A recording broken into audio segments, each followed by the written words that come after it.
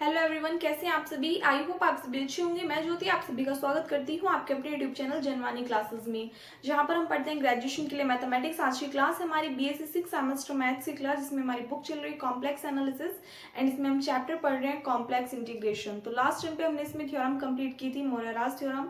उससे पहले कई सारे थ्योरम्स कंप्लीट हो चुकी हैं। काफी लेंथी चैप्टर है ये आपका। ऑल्सो इससे आप इतना कर सकते हैं कि अगर आपने कर लिया तो आपकी एटलीस्ट बैक तो नहीं आएगी सिर्फ और सिर्फ इस एक चैप्टर को पढ़ लेने से ही। तो इसलिए बहुत अच्छे से आपको प्रिपेयर करके जाना है। जितने भी आपको थ्योरम्स क्वेश्चंस क्लास में कराए जाएंगे उनमें से किसी को भी आपको स्किप नहीं करना है। आज दो थ्योरम्स करेंगे, एक आपकी कोची इनइक्वालिटी की होगी और एक आपकी लियोवलीज थ्योरम होगी। उसके बाद में लॉरेंट्स थ्योरम होगी। फिर जितने भी स्टूडेंट्स ऐसे हैं जिनके इंटरनल एग्जाम्स हैं, जिन्होंने मैसेज किए हैं कि दी इंटरनल एग्जाम्स आ रहे हैं हमारे, तो उसमें ये वाला सिलेबस आएगा। तो आपका ऑलमोस्ट सारा का सारा ये कंप्लीट हो जाएगा कल तक, ठीक है, इंटरनल के अकॉर्डिंग। बाकी जो मेन सिलेबस है उसकी बात करें तो सिर्फ और सिर्फ इसके बाद में आपका एक चैप्टर रह जाएगा। अप्रैल से आपके एग्जाम्स स्टार्ट हैं, तो मार्च में आपका ये वाली जो बुक है कॉम्प्लेक्स की, ये आपकी कंप्लीट हो जाएगी, ठीक है। तो उसकी टेंशन ना लो कि दी एग्जाम्स आ गए, डेट शीट आ गई, तो सिलेबस कब तक कंप्लीट होगा, ज्यादा नहीं रह रहा है इसमें। साथ ही में न्यूमेरिकल एनालिसिस की जो आपकी क्लासेस कई दिनों से रुक रही हैं वो भी आज से स्टार्ट हो जाएंगी, ठीक है। देखिएगा, इसमें फर्स्ट है क्वेश्चन आपसे किस तरीके से पुट अप करेंगे, state and proof coaches inequality. तो आपको स्टेटमेंट भी याद होना चाहिए, ऑल्सो प्रूफ भी आपको करना आना चाहिए। स्टेटमेंट क्या कहता है कि let F of Z be analytic in a domain D. कोई भी फंक्शन है एफ ऑफ जेड, वो एनालिटिक है किसमें, डोमेन डी में। And let D contain the interior and the boundary of the circle gamma. और जो रीजन डी है वो कंटेन कर रहा है किसको, जो सर्कल है आपका उसकी बाउंड्री को भी एंड उसके इंटीरियर पॉइंट्स को भी। By mod Z minus Z naught किसके इक्वल है, आर के। And if modulus of F of Z less than equals to है किससे, एम से गामा पर। सो देन आपको प्रूफ करके दिखाना है कि mod of F to the power N Z nought less than equals to होगा factorial N into M upon R to the power N के। इसको प्रूफ करने के लिए सिर्फ और सिर्फ आपको एक फॉर्मूला ध्यान रखना है। फॉर्मूला आप याद रखोगे, फॉर्मूला अप्लाई करोगे, मोड लोगे एंड देन सिंप्लीफाई करोगे, तो आपका एक्चुअल प्रूफ आ जाएगा, जो कि हमें करके दिखाना है। क्लियर। तो सबसे पहले प्रूफ करेंगे तो कंडीशन जो है वो आपको कंसीडर करके चलिए, यानी कि फॉर्मूला जो आपको ध्यान रखना है वो क्या होगा कि वी है, यहां से ध्यान रखोगे, आपको प्रूफ करना है to the power N Z nought का modulus less than equals to होगा इससे। तो इसके लिए हमें किसकी वैल्यू चाहिए, इसकी वैल्यू चाहिए कि एक्चुअल में होता क्या है। ध्यान रखेंगे सभी, F to the power N Z not किसके इक्वल होता है, ये factorial N upon 2 pi I integration over gamma F of Z divided by z minus Z nought की power n plus 1 into D Z. ये formula आपको ध्यान रखना है। Clear. Taking mod on both side, so implies that इधर की side भी आप मॉड लोगे और राइट हैंड साइड में भी आप मॉड लोगे। तो factorial n upon 2 pi I integration over gamma F of Z divided by z minus Z nought की power n plus 1 into D Z. जब मॉडुलस को आप सेपरेट करोगे सभी टर्म्स पे, तो इक्वल का साइन किस में कन्वर्ट हो जाएगा, इनइक्वालिटी के साइन में। तो ये टर्म आ गई फैक्टोरियल एन, 2 पाई आई से क्या आ जाएगा आपके पास में, ओनली 2 पाई आ जाएगा। इंटीग्रेशन ओवर गामा, ये हो जाएगा आपके पास mod of F of Z divided by mod of Z minus Z nought की पावर एन प्लस 1 और मॉड ऑफ डी जेड। यहाँ तक तो किसी को कोई कंफ्यूजन नहीं, which is less than equals to factorial N upon 2 pi. यहां से देखिएगा modulus of F of Z, statement में आपको गिवन है कि modulus of F of Z less than equals to है किससे, एम से।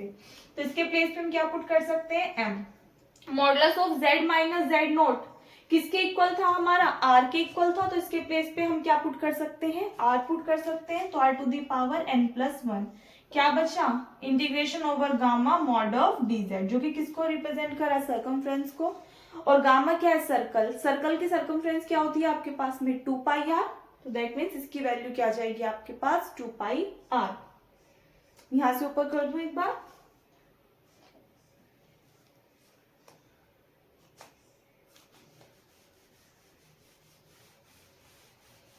तो यहां से आप कह सकते हो this term is less than equals to gamma N, sorry factorial N upon 2 pi m upon R to the power n plus 1 into इसकी वैल्यू आपके पास क्या आ जाएगी, 2 पाई आर। साइड में लिख दीजिएगा integration over gamma mod of D Z किसके इक्वल होगा, 2 पाई आर के इक्वल होगा। क्या क्या कैंसिल आउट हो रहा है, 2 पाई से 2 पाई, तो फैक्टोरियल एन अपॉन, यहाँ पे आपका m एज इट इज है। देखो हमें क्या चाहिए उसी फॉर्म में लिख लेते हैं, फैक्टोरियल n, m हमारे पास एज इट इज है, r की पावर n प्लस 1 है, यहाँ पर r की पावर कितनी है, 1 है, डिनोमिनेटर में आएगी तो पावर माइनस में कन्वर्ट हो जाएगी, तो r की पावर -1, तो +1 -1 कैंसिल आउट, तो सिर्फ डिनोमिनेटर में क्या रह जाएगा, r to the power n, और लेफ्ट हैंड साइड में क्या चल रहा है, मॉडुलस ऑफ fn z0, और यही क्या करना था आपको, इसमें प्रूफ करके दिखाना था। बहुत इजी और सिंपल है, कर लेंगे, नोट कीजिए इसको। नेक्स्ट थ्योरम देखिएगा, क्या है, स्टेट एंड प्रूफ लियोगलीज थ्योरम, तो इसका स्टेटमेंट भी ध्यान रखोगे, ऑल्सो प्रूफ भी। स्टेटमेंट क्या कहते हैं कि F of Z is an integral function satisfying the inequality mod of f of z is less than equals to m for all values of z where m is a positive constant then f of z is constant.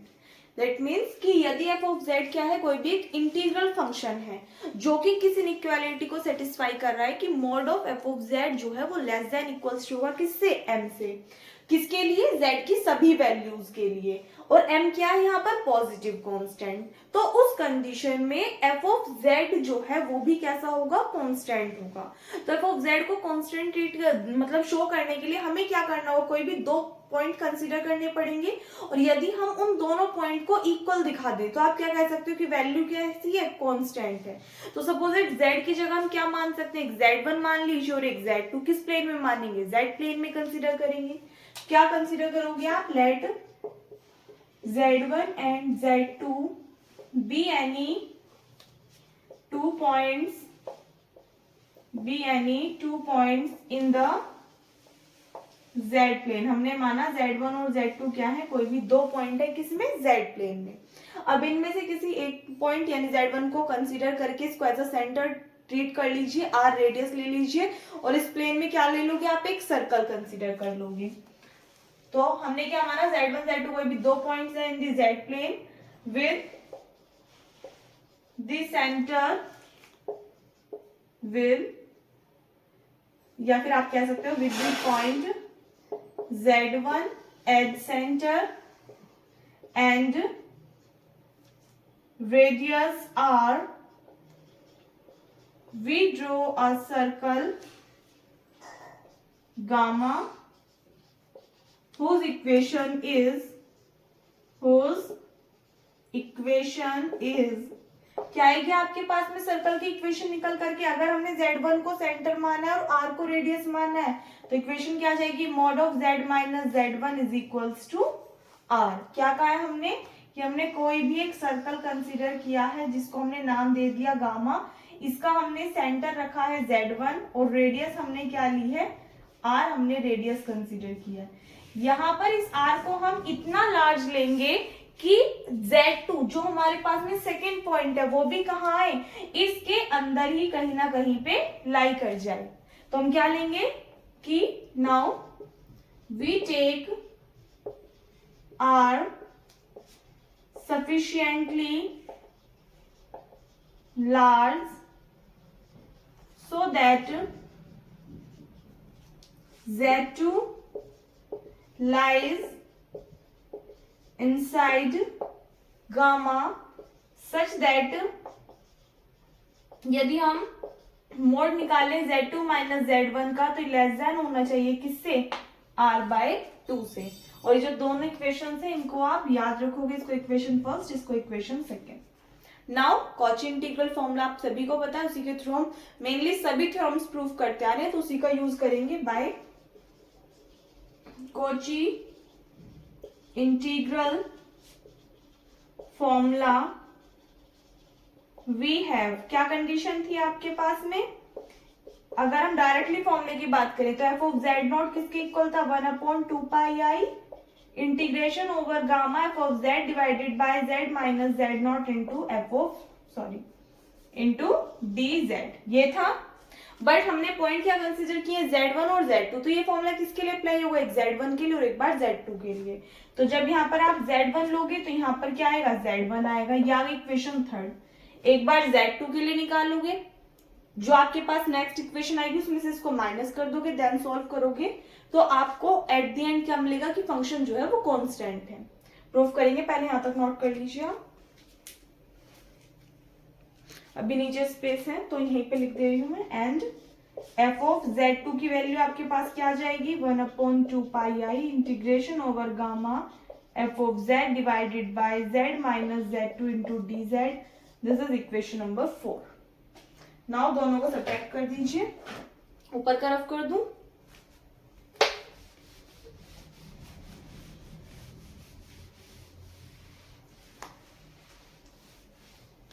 तो यहां से आगे देखिएगा, now F of Z2 minus F of Z1 हमें निकालना है, which is equals to 1/2 pi आई, दोनों में कॉमन है तो इसको बाहर कॉमन ले लें, इंटीग्रेशन ओवर गामा, यहां से देखिएगा एफ ऑफ Z इसमें भी है इसमें भी है, तो एफ ऑफ Z को भी हम बाहर कॉमन ले लें, क्या उससे कोई इफेक्ट पड़ेगा, नहीं, तो अंदर आपके पास वैल्यू क्या आएगी, 1/Z minus Z1 and sorry 1/Z minus Z2 में से माइनस करेंगे हम किसको, 1/Z minus Z1 into D Z.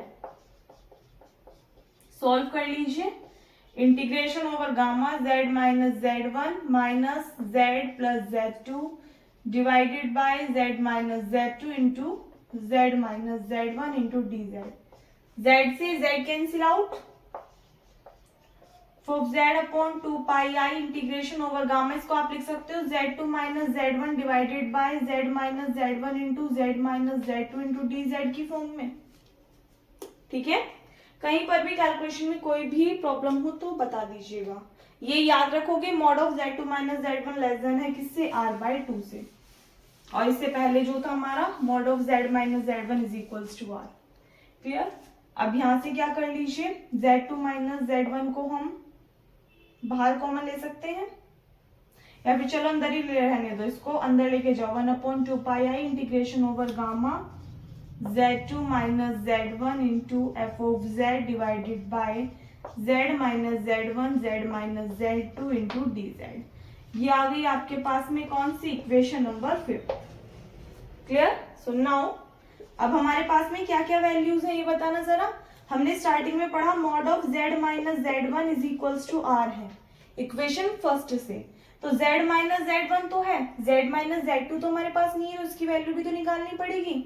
So mod of Z minus Z2 को आप किस फॉर्म में लिख सकते हो, mod of Z minus Z1 plus Z1 and minus Z2 इस फॉर्म में लिख सकते हो, नहीं, Z1 से Z1 कैंसिल आउट, तो Z माइनस Z2 फिर से यही वाली फॉर्म आ जाएगी, लिख सकते हो।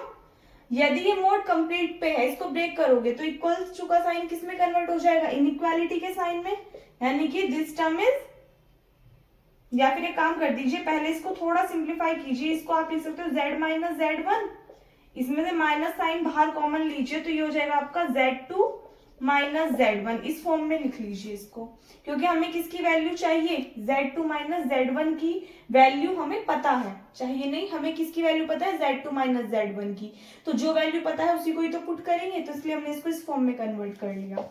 सो now mod of Z minus Z2, अब ब्रेक करोगे आप मॉड को तो this term is greater than equals to mod of Z minus Z1 minus mod of Z2 minus Z1, which is greater than equals to this term is equals to R और this term is equals to less than equals to क्या, R/2। तो यहां से इसको solve करोगे तो आपके पास में क्या वैल्यू आ जाएगी, R/2, यानी कि modulus of Z minus Z2 जो होगा वो ग्रेटर देन इक्वल्स टू आ जाएगा किससे, R/2 से। तो सभी वैल्यूज आ गई हमारे पास। एफ ऑफ Z हमें गिवन है कि इसका modulus less than equals to M होगा, modulus of Z minus Z1 is equals to R equation first से। यहां से हमने इसकी वैल्यू भी निकाल ली है, mod of Z minus Z2 की, मॉड ऑफ dz सर्कमफ्रेंस होती है 1/2 pi I as it is, सभी वैल्यूज आ चुकी हैं। तो अब क्या लोगे आप, इसको कंप्लीट को कंसीडर कर लेना, F of Z2 minus F of Z1, इसको कंसीडर कर लीजिएगा आप क्या, जो इक्वेशन फिफ्थ है उसका मॉड लेने पर। Now taking mod of equation fifth, यहां तक नोट कर लीजिएगा एक बार। किसी भी स्टेप में किसी को भी कोई भी डाउट है तो आप पूछ सकते हैं। चलिए यहां से आगे देखिएगा, इम्प्लाइज दैट ये हो जाएगा आपके पास mod of z2 minus mod of f of z1 is equals to 1/2 pi i, mod लेंगे कंप्लीट का, integration over gamma z2 minus z1 f of z minus z1 z minus z2 into dz। जब mod break करेंगे तो inequality में convert हो जाएगा equals to का sign, ये हो जाएगा 1/2 pi integration over gamma mod of z2 minus z1 mod of f of z mod of z minus z1 z minus z2 and dz। अब यहां से आगे देखिएगा, this term is less than equals to 1/2 pi integration over gamma modulus of z2 minus z1। यहाँ पे इसकी value आप put नहीं करोगे, इसको डायरेक्टली एज इट इज लेकर के चलोगे, वरना लास्ट में आपके पास कुछ वैल्यू नहीं बचेगी। Mod of f of z statement में गिवन है लेस देन इक्वल्स टू है किससे, m से, डिवाइडेड बाय इसकी वैल्यू क्या है, r है, इसकी वैल्यू भी हमने निकाली है, r/2 है, इंटू मॉड ऑफ dz। तो 1/2 पाई इंटू m अपॉन ये हो जाएगा आपके पास r², 2 पर चला जाएगा मल्टीप्लाई में, mod of z2 minus z1 integration over gamma mod of dz। इसकी वैल्यू क्या होती है, 2 पाई r, 2 से आपका 2 कैंसिल आउट, तो m upon pi r² mod of z2 minus z1, ये वैल्यू आपके पास में आ जाएगी 2 पाई r, पाई से पाई कैंसिल आउट, r से r एक r कैंसिल आउट, तो ये आपके पास हो जाएगा m upon r mod of z2 minus z1। अब यहाँ पे आप देखिएगा कि यदि हम r को टेंड कराएं इन्फिनिटी पे, क्योंकि हमने कहा था कि r को हम सफिशिएंटली लार्ज लेंगे सो दैट z2 जो पॉइंट है वो किसके अंदर लाई कर सके, जो हमारे पास में z प्लेन के अंदर जो हमने गामा सर्कल कंसीडर किया है उसके अंदर एक पॉइंट z2 लाई कर सके। सो दैट मीन्स कि हम क्या कहेंगे यहाँ पे कि ये जो कंप्लीट वैल्यू है किस पे टेंड कर जाएगी, 0 पे टेंड कर जाएगी, यदि हम r को किस पे टेंड कराएं, इन्फिनिटी पे। This term tends to 0 as r tend करे किस पे, इन्फिनिटी पे, कह सकते हैं। So that this term is equals to 0, so that in a sense this term is equals to 0, so implies that आप कह सकते हो कि f ऑफ z2 किसके इक्वल आ जाएगा, f ऑफ z1 के इक्वल आ जाएगा। So hence f of z is constant, और यही क्या करना था हमें, इसमें प्रूफ करना था। नेमिंग थ्योरम से एग्जाम में पूछी जाती हैं जरूर से जरूर, 2-3 थ्योरम आपकी एक ही चैप्टर से आ जाएगी, और या तो वेरी शॉर्ट के अंदर आएगी या लॉन्ग के अंदर आएगी, तो आप मान करके चल सकते हो। जैसे कि मैंने पहले ही बताया कि एक चैप्टर करने से आपकी बैक बिल्कुल भी नहीं आएगी, अबव मार्क्स कितने भी आ सकते हैं, क्योंकि आप थोड़ा बहुत एक्स्ट्रा भी पढ़ोगे इससे अलग दूसरे चैप्टर से वगैरह वगैरह, बट अगर आप इस एक चैप्टर को भी बहुत अच्छे से प्रिपेयर कर लेते हो तो बैक से बच जाओगे। ठीक है, चलिए इसमें कहीं पर किसी को कोई भी डाउट है तो पूछ लीजिएगा। बाकी इस वीडियो में बस इतना ही। नेक्स्ट लेक्चर में हम इसमें टेलर्स थ्योरम और लॉरेंट्स थ्योरम उनको करेंगे एंड उन पर बेस्ड क्वेश्चंस करेंगे। तो मिलते हैं नेक्स्ट वीडियो में। Thanks for watching.